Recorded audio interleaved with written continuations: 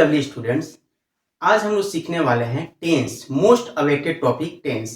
Tense के बारे में हम लोग ये जानेंगे कि टेंस है क्या चीज़, ये वर्ड कहाँ से आया है, इसका मतलब क्या होता है और टेंस सीखना हम लोगों को क्यों ज़रूरी है। टेंस सीखना इसलिए हम लोग को ज़रूरी है कि अगर हम लोग टेंस नहीं सीखेंगे तो हम लोग ग्रामर नहीं सीख सकते हैं, क्योंकि ग्रामर जानने के लिए या इंग्लिश लैंग्वेज जानने के लिए टेंस सीखना बहुत ज़रूरी है, क्योंकि हम लोगों का ये जो है नेटिव लैंग्वेज नहीं है, इसलिए हम लोग को टेंस सीखना बहुत ज़रूरी है। टेंस के बारे में हम लोग खास चीज़ ये जानेंगे कि प्रेजेंट सिंपल को प्रेजेंट सिंपल क्यों बोलते हैं, प्रेजेंट इंडेफिनिट को प्रेजेंट इंडेफिनिट क्यों बोलते हैं, क्या दोनों सेम चीज़ है या दोनों में अलग है, पास्ट इंडेफिनिट क्या होता है। ये सारे टेंस जो है उनके बारे में हम लोग डिटेल से जानेंगे। अगर आपको टेंस का हर टॉपिक क्लियर करना है और एक एक कंसेप्ट को क्लियर करना है तो आप इस वीडियो को स्किप किए बिना पूरा देखिएगा। मेरा आप लोगों से रिक्वेस्ट है। तो चलिए समय ज़्यादा बर्बाद ना करते हुए हम लोग स्टार्ट करते हैं। डियर स्टूडेंट्स, टेंस को जानने से पहले हमें थोड़ा सा जानकारी लेना होगा कि वर्ब के बारे में, कि वर्ब क्या होता है। तो पहले जानते हैं, यहाँ पर वर्ब का डिफिनेशन है, verb is a word which shows action और स्टेट। अब यहाँ पर बात हो रही है एक्शन और स्टेट क्या होता है। इसका दूसरा डिफिनेशन भी हो सकता है, ऑल डूइंग एक्शन और state word is called verb. मतलब कोई भी ऐसा वर्ड जो एक्शन शो करता है या जो स्टेट शो करता है उसको हम लोग वर्ब बोलते हैं। केवल एक्शन वाला वर्ड को ही हम लोग वर्ब नहीं बोलते हैं, वो इनकम्प्लीट है। कंप्लीट हुआ कि एक्शन और स्टेट वर्ड दोनों को ही हम लोग वर्ब बोलते हैं। अब यहाँ पर एक्शन वर्ड क्या होता है, जैसे मैंने बोला ही इज रनिंग, तो रनिंग में एक्शन हो रहा है, कोई काम हो रहा है, तो ये एक्शन वर्ड हो गया। अब यहाँ पर है स्टेट, ही इज सैड, तो अब इसमें स्टेट अवस्था बतला रहा है कि ये सैड है, वो दुखी है, तो ये स्टेट बतला रहा है, इसमें कोई एक्शन नहीं हो रहा है। आई नो हिम, यहाँ जो वर्ड सेंटेंस है आई नो हिम, मैं इसको जानता हूँ, तो इसमें कोई एक्शन नहीं हो रहा है, तो ये भी स्टेट बतला रहा है। अब वर्ब के फॉर्म के बारे में जानेंगे कि वर्ब का फॉर्म क्या होता है। तो जैसे मैंने यहाँ पर एक वर्ड लिखा है गो। अब गो का मतलब होता है जाना। अगर मैं केवल गो बोलूँ तो उसका मतलब होता है जाना। ये फर्स्ट फॉर्म ऑफ वर्ब होता है गो। इसको हम लोग प्रेजेंट फॉर्म भी बोलते हैं। दूसरा फॉर्म होता है वेंट। गो का सेकेंड फॉर्म होता है वेंट। वेंट का मतलब होता है गया। अगर हमको हिंदी में बोलना हो गया तो उसका इंग्लिश हो जाएगा वेंट। और गो का थर्ड फॉर्म होता है गॉन, GONE, गॉन। इसका मतलब होता है जा चुका। इसको हम लोग पास्ट पार्टिसिपल भी बोलते हैं। और इसी का जो फोर्थ फॉर्म होता है, हम लोग बेस फॉर्म में ING लगा करके फोर्थ फॉर्म बनाते हैं किसी भी वर्ब का, उसको हम लोग प्रेजेंट पार्टिसिपल के नाम से भी जानते हैं। जैसे हमको बोलना हो जा रहा तो ये हो जाता है गोइंग, GOING। और इसी गो का है ACS फॉर्म, जिसमें हम लोग सिंगुलर बनाते हैं, वो हो जाता है जाता है। मतलब अगर हमको बोलना हो जाता है तो उसका इंग्लिश होता है गोज। अब हम लोग ACS लगाते क्यों हैं, क्योंकि वर्ब जो है ना सब्जेक्ट के अकॉर्डिंग काम करता है। अगर सब्जेक्ट हमारा सिंगुलर है तो वर्ब को भी सिंगुलर होना पड़ता है। तो गो में ACS लगा करके उसको हम लोग सिंगुलर बनाते हैं। इसके बारे में थोड़ा और डिटेल से हम लोग आगे जानेंगे। अब यहाँ पर वर्ब के 3 ठो वर्ब जो होते हैं, जो मेन वर्ब होते हैं, एक होता है बी का मतलब होता है होना।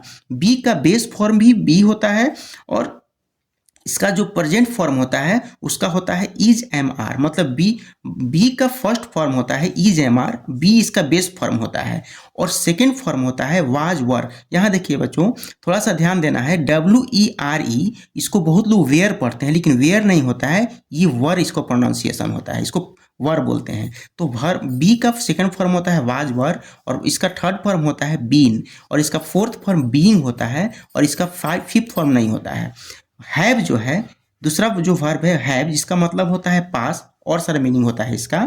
हैव का सेकंड फॉर्म होता है हैड, मतलब सेकंड फॉर्म ऑफ वर्ब होता है, पास्ट फॉर्म इसका हैड होता है, थर्ड फॉर्म भी इसका हैड होता है, और इसका फोर्थ फॉर्म हैविंग, और फिफ्थ फॉर्म हैव का जो हैज जो है ना, हैज कोई अलग से वर्ब नहीं होता है, हैव का ही फिफ्थ फॉर्म होता है, मतलब ACS फॉर्म होता है, जिसको सिंगुलर बनाने के लिए हम लोग हैव में ACS लगा करके हैज बनाते हैं। इसीलिए हम लोगों को हैव हैज इस तरह से लिखना चाहिए सीक्वेंस में। हैज है वो गलत हो गया, मतलब ग्रामेटिकली वो रॉन्ग है, ऐसे लोग यूज करते हैं लेकिन वो ग्रामेटिकली रॉन्ग है। यहाँ पर डू मतलब करना होता है, डू का हो गया डिड, डू फर्स्ट फॉर्म हो गया, सेकंड फॉर्म होता है डिड, थर्ड फॉर्म होता है डन, और उसका फोर्थ फॉर्म होता है डूइंग, और फिफ्थ फॉर्म होता है, इसी का सिंगुलर फॉर्म होता है DOES, डज। अब आगे आते हैं, कुछ हम लोग ये जानेंगे कि किसी भी सेंटेंस में सब्जेक्ट अगर सिंगुलर है तो वर्ब को भी सिंगुलर होना पड़ता है। तो कुछ यहाँ पर हम लोग ये जानेंगे कि वर्ब ऑलरेडी जो होता है ऑलरेडी प्लुरल होता है, उसको हम लोग को सिंगुलर बनाने के लिए उसमें एस और एस जोड़ते हैं। लेकिन नाउन जो होता है, नाउन ऑलरेडी सिंगुलर होता है, उसको प्लुरल बनाने के लिए एस एस लगाते हैं। मतलब ठीक उल्टा होता है। मतलब नाउन ऑलरेडी सिंगुलर होता है, उसको प्लुरल बनाने के लिए एस सी एस जोड़ते हैं, लेकिन वर्ब ऑलरेडी प्लुरल होता है, उसमें एस सी एस लगा करके उसको हम लोग सिंगुलर बनाते हैं। इसीलिए सब्जेक्ट अगर सिंगुलर होता है तो वर्ब को भी सिंगुलर होना पड़ता है। ये सब्जेक्ट वर्ब एग्रीमेंट का ये रूल है। अब यहाँ पर हम लोग जानेंगे, देखिए यहाँ पर मैंने लिखा है कि सब्जेक्ट अगर सेंटेंस में सिंगुलर है तो वर्ब को भी सिंगुलर होना पड़ता है, और सब्जेक्ट अगर प्लुरल है तो वर्ब को भी प्लुरल होना पड़ता है। जैसे मैं लिखूं ही गोज टू स्कूल। अब यहाँ पर ध्यान देने की बात है, ही जो है ना ये सिंगुलर है, और इसी को अगर गो मैं केवल लिखता तो वो गलत हो जाता। इसको सिंगुलर बनाने के लिए गो को यहाँ पर एस एस जोड़ा हुआ है, तो मतलब ये वर्ब जो है ना ये भी सिंगुलर है। मतलब अगर सब्जेक्ट सिंगुलर है तो वर्ब को भी सिंगुलर होना पड़ता है। इसी को मैंने अगर मैं यहाँ पर आई दे दूँ तो आई के साथ अब यहाँ पर गो हो जाएगा, आई गो टू स्कूल।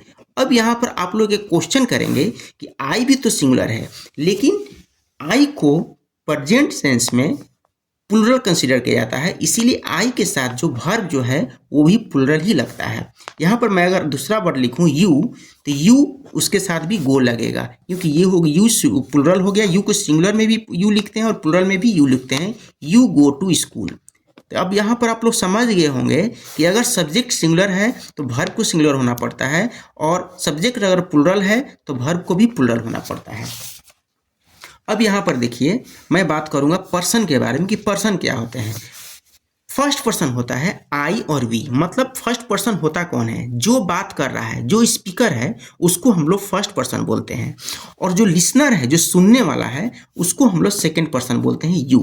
मतलब आई बोलेगा तो यू सुनेगा, और आई और यू जो किसी के बारे में बात करेंगे वो कहलाता है थर्ड पर्सन। थर्ड पर्सन कौन हो सकता है? थर्ड पर्सन या तो इंसान हो सकता है, या कोई जानवर हो सकता है, या कोई वस्तु हो सकता है, उसके बारे में हम लोग बात करेंगे तो वो कहलाता है third person. Third person singular में ही सी इट आ जाते हैं और उसके प्लुरल दे हो जाते हैं। अब यहाँ पर देखिए मैं जब टेंस का स्ट्रक्चर बताऊंगा तो यहाँ पर कुछ मैं जो टेक्निकल वर्ड हैं, जैसे वी में शॉर्ट फॉर्म लिखूंगा तो वी का मतलब होता है वर्ब। मतलब वी अगर लिखूंगा स्ट्रक्चर में तो वी का मतलब वर्ब होगा, एस फॉर सब्जेक्ट होगा, ओ फॉर ऑब्जेक्ट या अदर वर्ड के लिए मैं ओ का यूज करूंगा।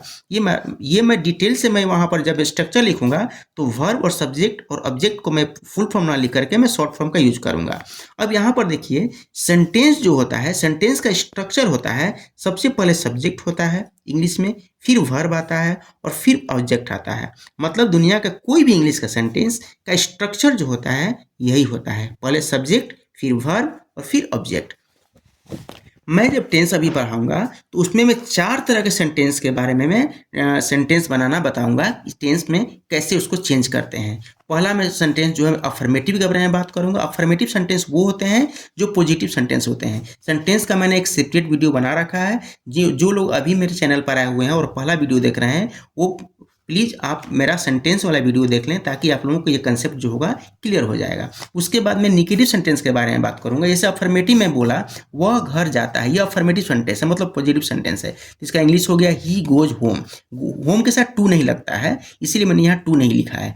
कोई जगह पर जाएंगे, कोई स्कूल, कोई अगर स्कूल में जाना हो या कोई जगह पर जाना तो वहाँ टू लगता है, लेकिन होम के लिए टू का यूज नहीं होता है। अब उसके बाद इंट्रोगेटिव सेंटेंस के बारे में बात करूंगा, जिसको हिंदी में प्रश्नवाचक वाक्य बोलते हैं। जैसे मैंने बोला क्या वह खेलता है, तो यहाँ पर जो है ना इसका इंग्लिश हो जाएगा डज ही प्ले। ये कैसे हो गया ये मैं टेंस में बताऊंगा आगे। उसके बाद मैं WH या डबल इंट्रोगेटिव उसको बोला जाता है, वो उसके बारे में बात करूंगा। वो सेंटेंस हम लोग कैसे चेंज करते हैं। इसका एग्जाम्पल है वह क्यों खेलता है, तो इसका हो जाएगा वाई डज ही प्ले। ये WH वर्ड क्या होते हैं, WH वर्ड यहाँ पर मैंने डिटेल से लिखा है। WH वर्ड जैसे हो गया why, what, whom, how, which, where, when, whose, who, इन सारे वर्डों को हम लोग WH वर्ड बोलते हैं। मतलब जिसमें WH आया हुआ है उन वर्डों को हम लोग WH वर्ड बोलते हैं। WH वर्ड इंट्रोगेटिव और सिंपल इंट्रोगेटिव में, येस नो वाले इंट्रोगेटिव में क्या डिफरेंस है? तो मेनली डिफरेंस ये है कि अगर कोई हेल्पिंग वर्ब से, मतलब is, am, are, was word से जो वर्ड स्टार्ट हो रहा है, सेंटेंस स्टार्ट हो रहा है, उसको हम लोग सिंपल इंट्रोगेटिव सेंटेंस बोलते हैं। और WH इंट्रोगेटिव सेंटेंस वो होता है जिसका आंसर हम लोग को मोर देन वर्ड में देना होगा। जैसे मैं बोलूँ why does he go to school, वह स्कूल क्यों जाता है, तो इसका आंसर हमको एक से ज़्यादा वर्ड में देना होगा। चलिए अब हम आगे बढ़ते हैं। अब यहाँ पर स्टार्ट करते हैं टेंस के बारे में। अब मैं उम्मीद करता हूँ कि आप लोगों को जो बेसिक चीज़ है, मतलब सब्जेक्ट और सिंगुलर, सब्जेक्ट सिंगुलर तो वर्ब सिंगुलर क्यों होता है, वर्ब का फॉर्म क्या होता है, और सेंटेंस जो मैंने 4 टाइप का बतलाया उसके बारे में आप लोगों को कंसेप्ट क्लियर हो गया होगा। अब मैं आता हूँ टेंस के बारे में।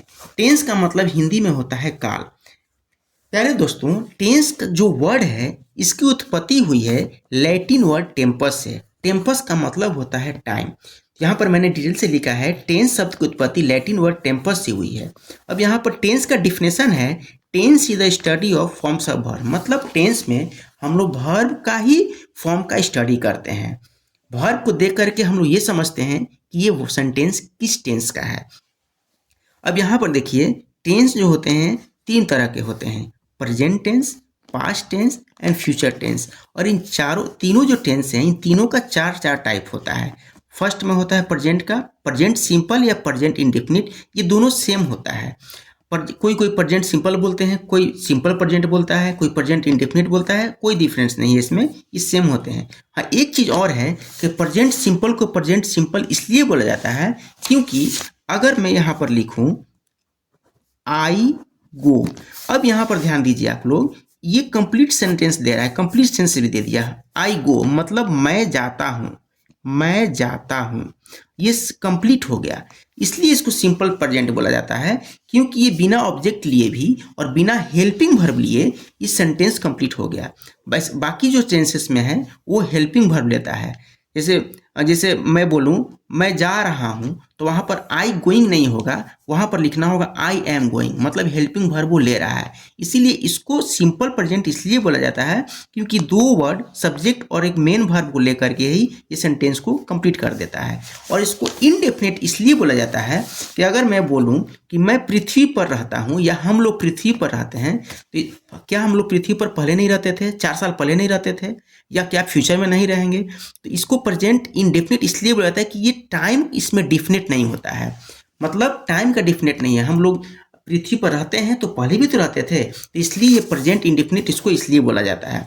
अब आ जाइए, नेक्स्ट जो है प्रेजेंट कंटिन्यूअस है, उसके बाद होता है प्रेजेंट परफेक्ट, उसके बाद होता है प्रेजेंट कंटिन्यूअस। ये चारों जो चीज़ है ये पास्ट में भी सेम होता है और फ्यूचर में भी सेम होता है, मतलब future simple, future continuous, future perfect continuous, future perfect continuous. Past में past simple, past continuous, past perfect continuous, ये सबका सेम होता है, नाम सबका सेम है, बस उसमें प्रेजेंट, इसमें पास्ट और इसमें फ्यूचर लग जाएगा। चलिए अब हम लोग डिटेल्स जानेंगे प्रेजेंट सिंपल के बारे में। प्रेजेंट सिंपल जो होता है उसका पहचान होता है वर्ड का लास्ट में हिंदी में ता है, ती है, ते है लगा रहेगा। जैसे वह घर जाता है, मैं किताब पढ़ता हूँ, इन सारे वर्डों से, सेंटेंस से पता चलता है कि ये प्रेजेंट सिंपल का सेंटेंस है। अगर इंग्लिश में बात करूँ तो जो हैबिट होगा, रूटीन होगा, यूनिवर्सल ट्रूथ, जैसे यूनिवर्सल ट्रूथ क्या हो गया, सूरज पूरब से निकलता है, वह शराब पीता है, वो उसका हैबिट है, वह रोज स्कूल जाता है, ये रूटीन हो गया। तो इस तरह के जो वर्ड होंगे ना, जो सेंटेंस होंगे, उनको हम लोग प्रेजेंट सिंपल का कैटेगरी में रखते हैं। जैसे एग्जांपल मैंने यहाँ पर लिखा है वह स्कूल जाती है। अब इसका स्ट्रक्चर हो जाएगा अफर्मेटिव सेंटेंस में subject, verb 1, verb 5 plus subject. मतलब मैंने पीछे वीडियो में मैंने पीछे अभी बतलाया था कि वी फॉर वर्ब, मैंने इसका जो फॉर्म है वो भी मैंने बतला दिया था, तो उसके बारे में अब डिटेल्स में आगे नहीं बतलाऊंगा क्योंकि पीछे मैं बता चुका हूँ। आगे ये निगेटिव सेंटेंस। निगेटिव सेंटेंस का स्ट्रक्चर होता है subject plus do does plus not plus V1 plus object. Interrogative का होता है do does plus subject plus V1 plus object. और WH इंट्रोगेटिव का स्ट्रक्चर होता है WH पहले आ जाएगा, फिर डू डज, फिर सब्जेक्ट, फिर V1, फिर ऑब्जेक्ट। अब यहाँ पर देखिए मैंने एग्जाम्पल लिखा है अफर्मेटिव सेंटेंस का, जो मैंने यहाँ पर एग्जाम्पल लिखा है वह स्कूल जाती है। अब यहाँ देखिए सी, अब यहाँ देखिए सब्जेक्ट पहले है ना, तो सब्जेक्ट इसमें क्या है, वह स्कूल जाती है, जिसके बारे में बात होती है वह सब्जेक्ट होता है। तो वह के बारे में बात है, वो लड़की है तो लड़की के लिए सी लगता है, तो हो गया यहाँ पर सी। अब यहाँ पर देखिए V1 और V5, तो V1 V5 को कैसे लगाएंगे, तो मैंने बतलाया था कि सब्जेक्ट अगर सिंगुलर है तो वर्ब को भी सिंगुलर होना पड़ता है। तो ही सी जो चूंकि सिंगुलर है तो इसके लिए हम लोग वर्ब का सिंगुलर फॉर्म लाएंगे, इसीलिए सी के साथ गोज यहाँ लगेगा। तो सी गोज, और किसी जगह के लिए हम लोग टू का यूज करते हैं, ट्रू प्रीपोजिशन का यूज करते हैं। तो सी गोज टू स्कूल, ये ऑब्जेक्ट हो गया, ये ऑब्जेक्ट हो गया, ये वर्ब हो गया और ये सब्जेक्ट हो गया। तो अफर्मेटिव में she goes to school. Negative में क्या हो जाता है, देखिए सी सब्जेक्ट हो गया, उसके बाद डू डज, तो सिंगुलर के अकॉर्डिंग जब यहाँ पर सब्जेक्ट सिंगुलर है तो यहाँ पर सिंगुलर हेल्पिंग वर्ब होगा। डू का सिंगुलर फॉर्म मैंने बतलाया था कि डू का सिंगुलर फॉर्म डज होता है, तो she does not go to school. Interrogative में हो जाएगा does he go to school, और WH फैमिली में हो जाएगा, WH फैमिली इंट्रोगेटिव में हो जाएगा why does she go to school. अब ध्यान देने की बात यह है बच्चों कि यहाँ पर देखिए इंट्रोगेटिव सेंटेंस और डबल इंट्रोगेटिव सेंटेंस का स्ट्रक्चर सेम है। अंतर बस क्या है कि यहाँ पर मैंने केवल WH वाला वर्ड जो है लगा दिया है, बाकी सारा सेम स्ट्रक्चर है। इसमें कंफ्यूजन नहीं करने का बात है, और ये बहुत ही ईजी है। ये अगर स्ट्रक्चर आप लोग ध्यान से देख लिया तो ये ऑटोमेटिक अपने आप बन जाएगा, क्योंकि इसमें केवल WH वर्ड को ऐड कर देना है। अब यहाँ पर थोड़ा सा हम लोग जानेंगे कि कहाँ पर हम लोग डू डज का यूज करते हैं, कहाँ पर V5 का यूज करते हैं। तो थर्ड पर्सन जो सिंगुलर होता है, जैसे ही सी इट या सिंगल नाउन, सिंगल नेम हो गया। जैसे मैंने बोला राम घर जाता है, तो राम सिंगल पर्सन है। राम और श्याम घर जाते हैं तो वो प्लुरल हो जाएंगे। तो सिंगल नाउन अगर रहेगा, एक आदमी के बारे में बात होगा या एक वस्तु के बारे में बात होगा, तो वो थर्ड पर्सन सिंगुलर के कैटेगरी में आता है। तो उसके साथ हम लोग डज लगाते हैं, और जहाँ V1 V5 का चॉइस होगा वहाँ पर हम लोग V5 का यूज करते हैं। और आई वी यू और दे के साथ हम लोग जहाँ पर डू डज का चूज करना वहाँ पर हम डू चूज करते हैं, और जहाँ पर V1 V5 का बात होगा वहाँ पर हम लोग V1 का यूज करते हैं। उसके बाद है प्रेजेंट कंटिन्यूअस। प्रेजेंट कंटिन्यूअस का पहचान होता है रहा है, रही है। प्रेजेंट कंटिन्यूअस वो होता है जो काम शुरू है, मतलब अभी कंटिन्यू, जैसे मैं पढ़ा रहा हूँ तो ये कंटिन्यूअस में हो रहा है, मैं पढ़ा रहा हूँ, आई एम टीचिंग, ये हो गया आपका कंटिन्यूअस टेंस। इसका एग्जांपल हो जाएगा मैं किताब पढ़ रहा हूँ। इसका स्ट्रक्चर होता है अफर्मेटिव सेंटेंस में subject is am are V4 plus object. Negative में होता है सब्जेक्ट इज एम आर, उसके बाद नॉट लग जाता है, फिर V4 फिर ऑब्जेक्ट। और इंट्रोगेटिव सेंटेंस में होता है इज एम आर पहले आ जाएगा, उसके बाद सब्जेक्ट होगा, फिर V4 होगा, उसके बाद फिर ऑब्जेक्ट होता है, ऑब्जेक्ट या अदर वर्ड भी बोलते हैं इसको। और WH इंट्रोगेटिव में होता है WH फिर इज एम आर फिर सब्जेक्ट फिर V4 फिर ऑब्जेक्ट। अब यहाँ पर देखिए मैंने इसका एग्जांपल लिखा है अफर्मेटिव सेंटेंस का, मैंने शॉर्ट फॉर्म में लिखा है ANI, तो समझ जाइएगा कि A for affirmative, N for negative. मैं किताब पढ़ रहा हूँ तो सब्जेक्ट के अकॉर्डिंग यहाँ पर आई आ जाएगा। आई सब्जेक्ट है, उसका इंग्लिश आई, मैं सब्जेक्ट है, मैं का इंग्लिश आई होता है। आई के साथ चूंकि एम लगता है, जो मैंने नीचे यहाँ पर लिखा हुआ है I am reading a book. Negative में हो जाएगा I am not reading a book, और इंट्रोगेटिव सेंटेंस में हो जाएगा am I reading a book, और डबल इंट्रोगेटिव सेंटेंस या WH इंट्रोगेटिव में हो जाएगा why am I reading a book. यहाँ पर देखिए आई के साथ हम लोग एम का यूज करते हैं हमेशा इंग्लिश में। आई जो है ना, एम जो है केवल आई के लिए ही बना हुआ है।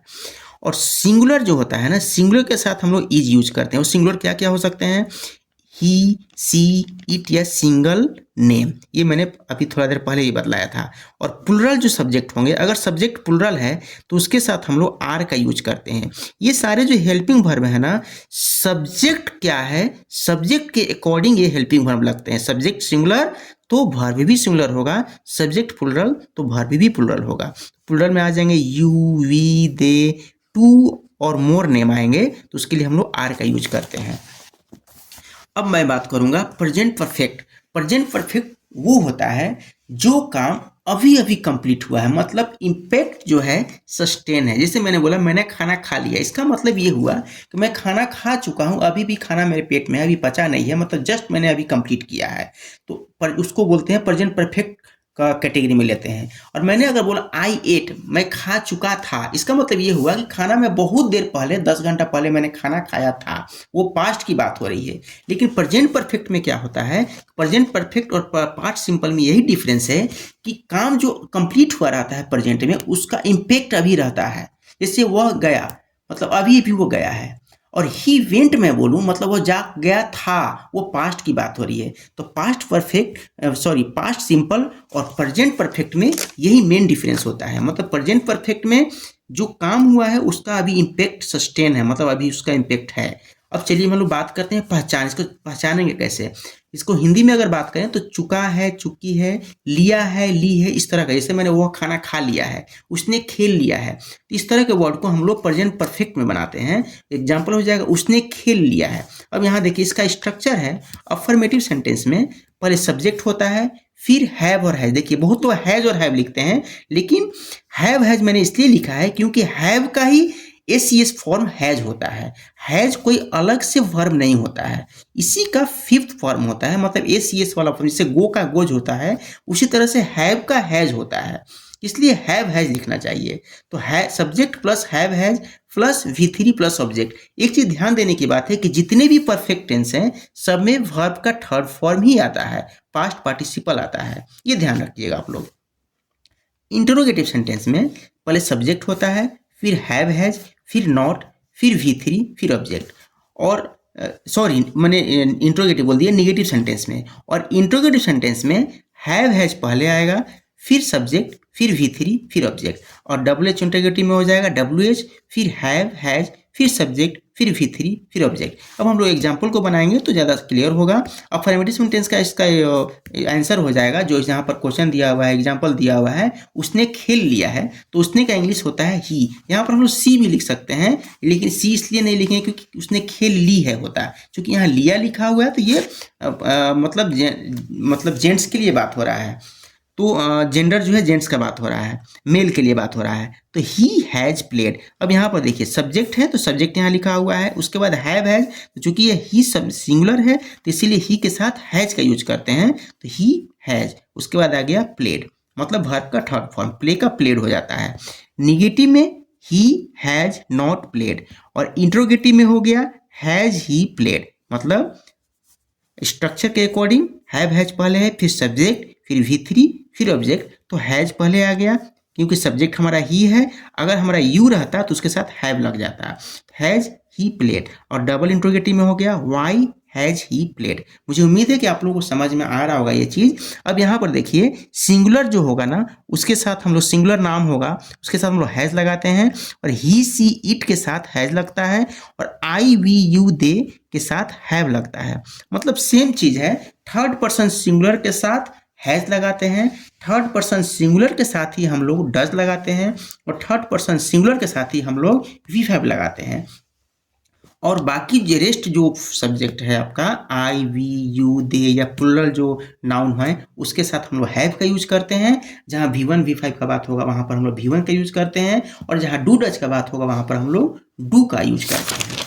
अब आ जाए यहाँ पर present perfect continuous. Present perfect continuous हम लोग प्रेजेंट परफेक्ट कंटिन्यूअस इसको बोलते क्यों हैं, क्योंकि इसके नाम में ही छुपा हुआ है प्रेजेंट परफेक्ट कंटिन्यूअस, मतलब दोनों नाम छुपा हुआ है। ये ऐसा होता क्यों है, तो मैं बोलूँ अगर कि मैं 2 घंटे से पढ़ा रहा हूँ, तो 2 घंटे से मैंने काम स्टार्ट किया 2 घंटे पहले, जो 2 घंटा पहले जो समय बीत चुका वो तो परफेक्ट हो चुका ना, वो तो काम कंप्लीट हो चुका। लेकिन अभी भी स्टिल गोइंग ऑन है, मतलब अभी भी ये काम चल रहा है, तो ये कंटिन्यूअस है। तो इसीलिए हम लोग इसको बोलते हैं प्रेजेंट परफेक्ट कंटिन्यूअस। मतलब कुछ काम जो है स्टार्ट हुआ है बहुत पहले और वो अभी भी चल रहा है। इसका पहचान होता है टाइम के साथ से रहा है, से रही है लगा रहेगा। एग्जाम्पल में जैसे मैं 2 घंटे से पढ़ा रहा हूँ, वह 5 साल से दिल्ली में रह रहा है, वह 2 बजे से खेल रहा है। तो इस तरह के सेंटेंस को हम लोग प्रेजेंट परफेक्ट कंटिन्यूअस से बनाते हैं।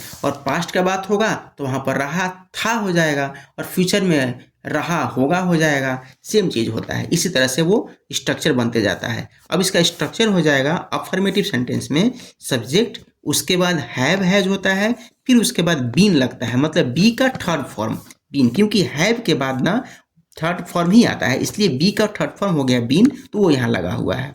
उसके बाद V4 आता है, कंटिन्यूअस के लिए V4 का यूज करते हैं हम लोग, फिर ऑब्जेक्ट। उसके बाद सीन्स फॉर, फिर टाइम होता है। उसके बाद टाइम जो होता है लास्ट, अभी मैं एग्जाम्पल बतलाऊंगा तो मैं समझाऊंगा डिटेल से। निगेटिव का स्ट्रक्चर होता है सब्जेक्ट, हैव हैज, फिर नॉट, फिर बीन, फिर V4 ऑब्जेक्ट, सिंस फॉर मैंने शॉर्ट फॉर्म में लिखा यहाँ SF since for plus time. और इंट्रोगेटिव सेंटेंस का हो जाता है हैव हैज फिर subject been V4 object since for plus time. और WH इंट्रोगेटिव में हो जाता है WH वर्ड फिर हैज हैव फिर subject been V4 object since for फिर टाइम। अब हम लोग इसका एग्जाम्पल बनाते हैं। यहाँ पर जो है एग्जाम्पल, मैं 2 घंटे से पढ़ा रहा हूँ। अब यहाँ पर ध्यान देने की बात है, सब्जेक्ट की जगह सब्जेक्ट रखेंगे। सब्जेक्ट मेरा आई है, आई, मैं का इंग्लिश आई होता तो मैंने आई लिख दिया।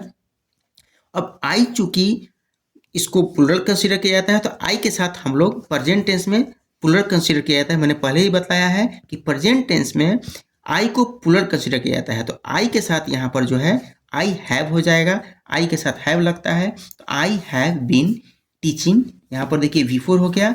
अब यहाँ पर सिंस फॉर, अब यहाँ पर सिंस और फॉर कहाँ लगता है ये मैं अभी बतला रहा हूँ। यहाँ देखिए फॉर जो होता है ना, ड्यूरेशन ऑफ टाइम के लिए फॉर लगता है। ड्यूरेशन ऑफ टाइम का इन द सेंस का मतलब क्या हुआ कि जैसे मैं 2 घंटे से बात कर रहा हूँ, 2 घंटा से, मैंने बोला 2 घंटे से। अब ये कौन सा 2 घंटा पता नहीं है, 10 से 12 का बात हो रहा है या 12 से 2 का बात हो रहा है ये पता नहीं है। 2 घंटे से, जैसे मैंने बोला 3 दिन से, 3 दिन से, सपोज कीजिए मैंने बोला 3 दिन से। अब कौन सा 3 दिन, सोमवार से बुधवार के बारे में बात हो रही है या उसके आगे वाला दिन के बारे में बात, ये पता नहीं है। तो मतलब ड्यूरेशन केवल रहेगा, मतलब जो समय बताया रहेगा, लेकिन वो फिक्स टाइम नहीं रहेगा। तो उसमें हम लोग फॉर का यूज करते हैं। 2 घंटे से, 2 दिन से, 4 साल से, इस तरह का जब रहेगा वर्ड तो वहाँ पर हम लोग फॉर यूज करते हैं, मतलब ड्यूरेशन ऑफ टाइम, इसी को ड्यूरेशन ऑफ टाइम बोलते हैं। और सिंस यूज होता है starting point of time. Starting point क्या हो गया, मतलब जिस टाइम से स्टार्ट हुआ है काम करना। जैसे मैंने बोला 3 बजे से, 3 बजे से कोई काम स्टार्ट हुआ तो स्टार्टिंग पॉइंट हो गया। मैंने बोला 2005 से, 2005 से, तो 2005 हो गया। मैंने कोई डेज का नाम दे दिया, जैसे मैं लिख दिया संडे से, संडे मतलब रविवार से, संडे से, ये स्टार्टिंग पॉइंट ऑफ टाइम हो गया। जनवरी से, तो इस टाइप का जो समय रहेगा ना उसमें हम लोग सीन्स का यूज करते हैं। और जो ड्यूरेशन ऑफ टाइम रहेगा उसमें हम लोग फॉर का यूज करते हैं। तो यहाँ पर स्ट्रक्चर जो था उसके अकॉर्डिंग मैं यहाँ पर जो ट्रांसलेशन कर रहा हूँ इसका, कि जैसे था मैं 2 घंटे से पढ़ा रहा हूँ तो I have been teaching for 2 hours. Negative में हो जाएगा आई हैव नॉट बीन। यहाँ देखिए जब 2 हेल्पिंग वर्ब एक साथ आते हैं तो नॉट जो होता है ना ऑलवेज बीच में आता है, 2 हेल्पिंग वर्ब का बीच में आता है। तो I have not been teaching for 2 hours. और इंट्रोगेटिव सेंटेंस में हो जाएगा have I been teaching for 2 hours according to structure. अब यहाँ पर WH इंट्रोगेटिव या डबल इंट्रोगेटिव का जो स्ट्रक्चर है वो है, उसका आंसर हो जाएगा why have I been teaching for 2 hours. तो इस वीडियो में मैं अभी केवल प्रेजेंट टेंस के बारे में मैंने जिक्र किया है, और सारे प्रेजेंट टेंस का मैंने जितना भी था, present simple, present continuous, present perfect continuous मैंने कंप्लीट कर दिया है। नेक्स्ट वीडियो में पास्ट टेंस और फ्यूचर टेंस का मैं दोनों को मैं एक वीडियो में कंप्लीट करूंगा, क्योंकि ये वीडियो ज़्यादा बड़ा हो जाएगा, इसलिए मैं यहीं पर इसको ख़त्म कर रहा हूं। अगर मेरा ये वीडियो पसंद आए तो आप लोग लाइक कीजिए, सब्सक्राइब कीजिए, और नेक्स्ट वीडियो में जल्द ही डालूंगा जिसमें पास्ट टेंस के बारे में और फ्यूचर टेंस के बारे में सिर्फ एक ही वीडियो में रहेगा। धन्यवाद।